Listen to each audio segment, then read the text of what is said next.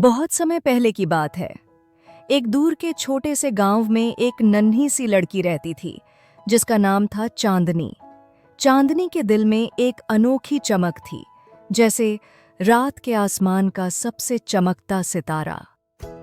एक रात चांदनी अपनी दादी के साथ आंगन में बैठी थी। दादी ने उसे एक कहानी सुनाई, एक सुनहरी घंटी की जो सिर्फ उसी को मिलती थी जिसका दिल सच्चा और साहस से भरा हो।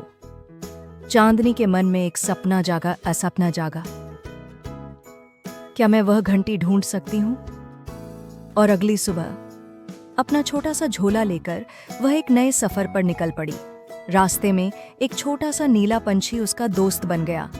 दोनों मिलकर हरे भरे जंगल में पहुंच गए, जहां रंग बिरंगी तितलियां हवा में नाच रही थीं और चारों ओर जादू सा माहौल था।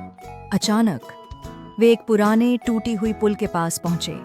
चांदनी रुक गई, लेकिन नीले पंछी ने अपने पंखों से रोशनी का पुल बना दिया और वे दोनों उस पर से पार हो गए। थोड़ी दूर आगे एक अंधेरी गुफा थी। गुफा के अंदर चमकते हुए पत्थर और एक डरावना साया। वह था एक जादूगर जो सुनहरी घंटी चुरा चुका था। जादूगर ने तूफान बुलाया, लेकिन चांदनी ने अपने दिल से एक गीत गाया। वह गीत इतना पवित्र था कि पूरा जंगल रोशनी से भर गया। जादूगर की ताकत कमजोर पड़ गई और वह धूल में बदल गया। चांदनी ने देखा एक चमकदार सुनहरी घंटी जो मानो उसका इंतजार कर रही थी।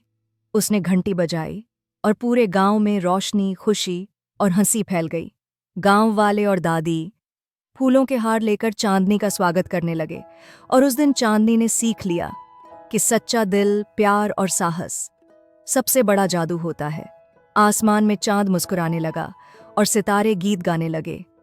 कहानी यहीं समाप्त होती है।